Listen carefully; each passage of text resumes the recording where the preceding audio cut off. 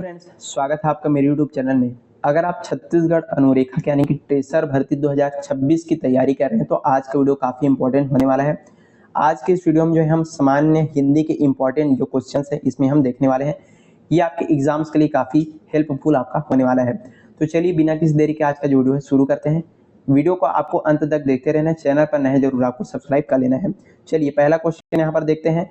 निम्नलिखित में से कौन सा शब्द वृद्धि स्वर संधि का उदाहरण है, आपको यहाँ पर पूछा जा रहा है। ऑप्शन देखिए, विद्यार्थी, महोदय, सुरेंद्र और स्वागत। चलिए बताइए इसका राइट आंसर कौन सा हो जाएगा। कौन सा जो है वृद्धि स्वर संधि का सही यहाँ पर उदाहरण है। तो इसका राइट आंसर क्या हो जाएगा, ऑप्शन नंबर बी यानी कि महोदय जो है इसका राइट आंसर हो जाएगा। कैसे, यहाँ पर देखते, महोदय यानी महाधन औषध, ये इससे मिलकर के बना हुआ है।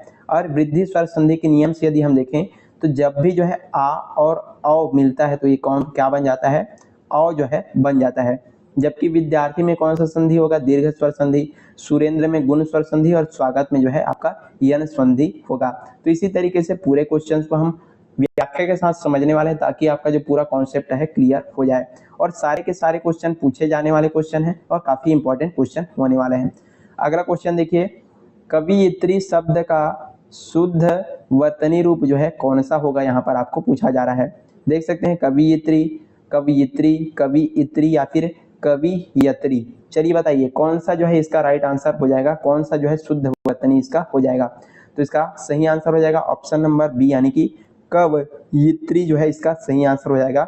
य में जो है छोटी की मात्रा और त्र में बड़ी की मात्रा आपको याद रखना है। चलिए, परीक्षाओं में सबसे ज्यादा पूछा जाने वाला शुद्ध शब्द कवियत्री है और ये जो है कई बार पूछा गया है। ये जो क्वेश्चन है वो, इसमें व पर जो है किसी भी तरीके का कोई मात्रा नहीं होगा। य पर छोटी की मात्रा और त्र पर जो है बड़ी की मात्रा होगा। आपको इसको जो है ध्यान में रखना है, भूलना नहीं है। आगे बढ़ते हैं, अगला क्वेश्चन देखिए।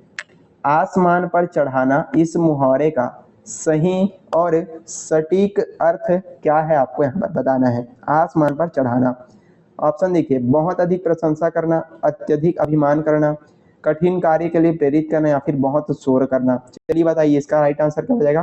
तो बिल्कुल आपने सही जवाब दिया, इसका राइट आंसर हो जाएगा ऑप्शन नंबर ए यानी कि बहुत अधिक प्रशंसा करना जो है इसका सही आंसर हो जाएगा। आसमान पर चढ़ाना मुहावरे का अर्थ जो है क्या होता है, किसी व्यक्ति की इतनी ज्यादा तारीफ कर देना या प्रशंसा कर देना कि वो खुद को जो है बहुत बड़ा समझने लगे। तो ये इसके लिए ये जो मुहावरा है प्रयोग किया जाता है। आगे बढ़ते हैं, अगला क्वेश्चन देखिए। यथाशक्ति शब्द में निम्नलिखित में से कौन सा समास है, आपको पूछा जा रहा है। तत्पुरुष समास, द्विगु समास, अव्ययी भाव समास या फिर बहुब्रीहि समास। चलिए बताइए यथाशक्ति में कौन सा समास हो जाएगा। तो इसका राइट आंसर हो जाएगा ऑप्शन नंबर सी यानी कि अव्ययी भाव समास इसका सही आंसर हो जाएगा। क्यों, क्योंकि यथाशक्ति का जब हम समास विग्रह करेंगे तो कैसे बनता है, ये शक्ति के अनुसार होता है। यहाँ पर पहला पद यथा एक अवयव है और जिस समास का पहला पद क्या हो, प्रधान और अवयव हो, उसको हम क्या बोलते हैं, अव्ययी भाव समास बोलते हैं। ये आपने पढ़ा हुआ है। चलिए आगे बढ़ते हैं, अगला क्वेश्चन देखिए। सारे के सारे क्वेश्चन फिर से आपके बता दूं, इंपॉर्टेंट बनने वाले हैं, बार बार पूछे गए हैं। जिसकी उपमा न दी जा सके, इस वाक्यांश के लिए एक सही शब्द क्या होगा, एक वर्ड आपको बताना है। अनुपम, अद्वितीय, अपार या फिर अल्पज्ञ। जिसकी हम उपमा न दे सकें इसके लिए एक शब्द कौन सा उपयोग करेंगे। तो इसका राइट आंसर क्या हो जाएगा, ऑप्शन नंबर ए यानी कि अनुपम जो है इसका सही आंसर हो जाएगा। जिस वस्तु या व्यक्ति की तुलना या उपमा न की जा सके उसको हम क्या बोलते हैं, अनुपम बोलते हैं। और जिसके समान कोई दूसरा ना हो उसको हम क्या बोलते हैं, अद्वितीय कहते हैं। तो दोनों को आपको याद रखना है। जिसके समान कोई दूसरा ना हो उसको अद्वितीय और जिसकी उपमा न दी जा सके उसको अनुपम जो है यहाँ पर बोलते हैं। चलिए आगे बढ़ते हैं। आई होप चीजें आप अच्छे से समझ रहे होंगे। उत्कर्ष शब्द का सही विलोम शब्द निम्नलिखित में से कौन सा है। अपकर्ष, विकर्ष, अवनति या फिर पतन। चलिए बताइए उत्कर्ष शब्द का सही विलोम शब्द कौन सा हो जाएगा। तो इसका राइट आंसर हो जाएगा ऑप्शन नंबर ए यानी कि अपकर्ष जो है इसका सही आंसर हो जाएगा। उत्कर्ष का क्या अर्थ होता है, उत्कर्ष का अर्थ होता है उन्नति या फिर ऊपर उठना। और हमको क्या पूछा जा रहा है, इसका विलोम शब्द पूछा जा रहा है। तो उसका विलोम शब्द हो जाएगा अपकर्ष, जिसका अर्थ क्या होता है, नीचे गिरना या फिर अवनति। और उत्कर्ष का उन्नति होता है। चलिए आगे बढ़ते हैं, अगला क्वेश्चन देखिए। पावक और अनल निम्नलिखित में से किस शब्द के पर्यायवाची हैं। ये काफी थोड़ा सा कंफ्यूजन करने वाला क्वेश्चन लगभग रहता है छात्रों के बीच में। पावक और अनल निम्नलिखित में से किस शब्द के पर्यायवाची हैं? जल, वायु, अग्नि या फिर आकाश। चलिए बताइए कौन सा इसका राइट आंसर हो जाएगा। तो इसका राइट आंसर हो जाएगा ऑप्शन नंबर सी, यानी कि अग्नि की ये जो है पर्यायवाची हैं पावक और अनल। पावक, अनल, आग, कृषाणु और हुतासन, ये सभी के सभी जो है अग्नि के प्रमुख पर्यायवाची शब्द हैं, आपको इनको याद रखना है। चलिए आगे बढ़ते हैं। अगला क्वेश्चन, वृक्ष से पत्ते गिरते हैं इस वाक्य में से किस कारक का चिन्ह है पूछा जा रहा है। आप लोगों ने कारक नहीं पढ़ा है, जाकर के हमारे चैनल पर वीडियो देख सकते हैं, काफी अच्छे से समझाया गया है। करण कारक, कर्म कारक, अपादान कारक या फिर संप्रदान कारक। चलिए बताइए कौन सा कारक का चिन्ह है से। तो इसका राइट आंसर कौन सा हो जाएगा? ऑप्शन नंबर सी, यानी कि अपादान कारक के जो है चिन्ह है।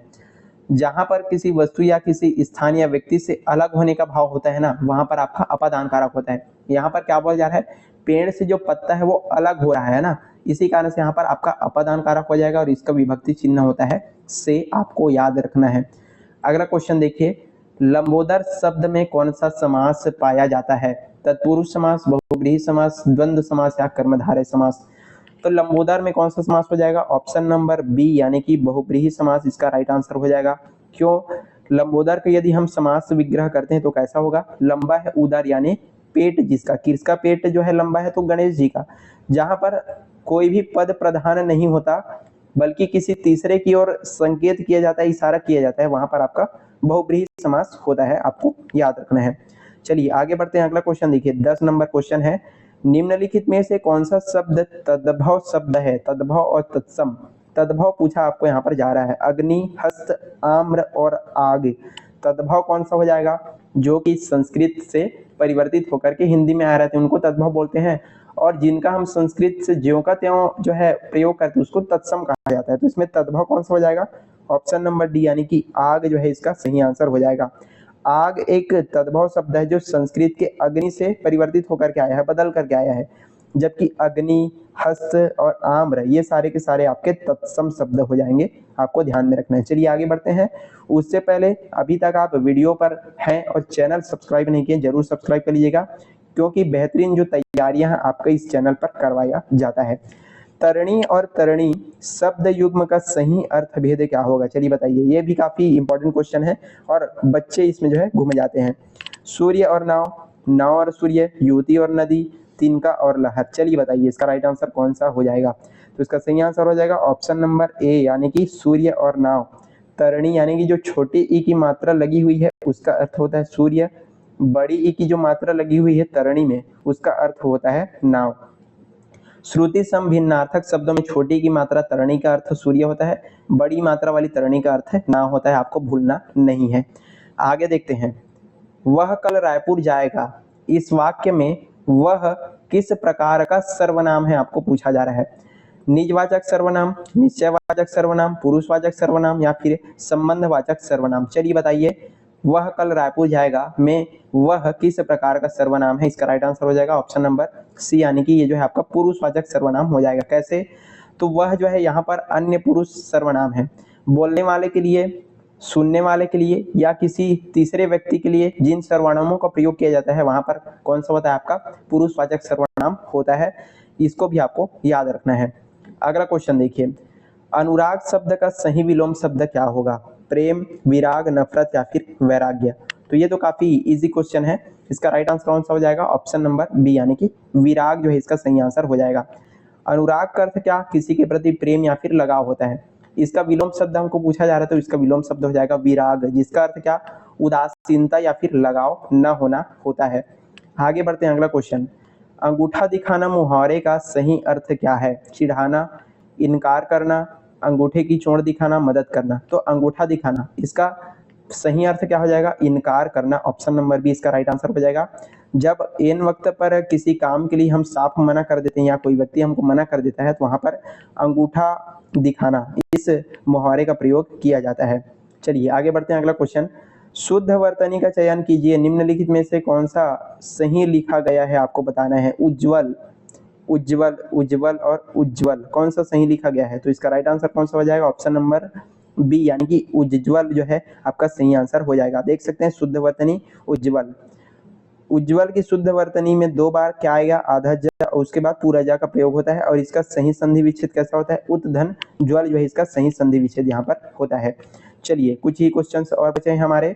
नायक शब्द का सही संधि विच्छेद क्या होगा, ना धन अक, नय धन अक, ने धन अक या फिर नाय धन क। तो इसका राइट आंसर कौन सा हो जाएगा, ऑप्शन नंबर बी यानी कि नय धन अक जो है इसका सही आंसर हो जाएगा। नायक का संधि विच्छेद नय धन अक होता है। यहाँ पर ए और अ मिलकर के क्या बना हुआ है, आय बना हुआ है और ये किसका, अयादि स्वर संधि का नियम होता है, आपको याद रखना है। आगे बढ़ते हैं। जो सब कुछ जानता हो, इस वाक्यांश के लिए एक शब्द क्या उपयोग आप करेंगे, अल्पज्ञ, सर्वज्ञ, बहुज्ञ या फिर अज्ञ। तो जो सब कुछ जानता है उसके लिए हम कौन सा वर्ड यूज करते हैं, सर्वज्ञ जो है यूज करते हैं। जो सब कुछ जानता हो उसके लिए सर्वज्ञ, जो कम जानता हो उसके लिए हम क्या करते हैं, अल्पज्ञ यूज करते हैं और जो कुछ नहीं जानता उसके लिए हम अज्ञ यूज करते हैं और जो बहुत कुछ जानता है उसके लिए बहुज्ञ यूज किया जाता है। सभी के बारे में मैंने आपको बता दिया, याद रखना है आपको। चलिए आगे बढ़ते हैं। सज्जन शब्द का सही संधि विच्छेद क्या है, सज धन जन, सत धन जन, सद धन जन या फिर सह धन जन। तो इसका राइट आंसर कौन सा हो जाएगा, ऑप्शन नंबर बी यानी कि सत धन जन जो है इसका सही आंसर हो जाएगा। व्यंजन संधि के नियम से जो है बना हुआ है, जब जो है त के बाद ज आए तो वो जो है तब ही ज में बदल जाता है। चलिए आगे बढ़ते हैं। अगला क्वेश्चन देखिए, घड़ों पानी पड़ना मुहावरे का सही अर्थ क्या है, बहुत नहाना, अत्यधिक लज्जित होना, नुकसान होना, सर्दी लगना। तो घड़ों पानी पड़ना इसका सही अर्थ हो जाएगा अत्यधिक लज्जित होना।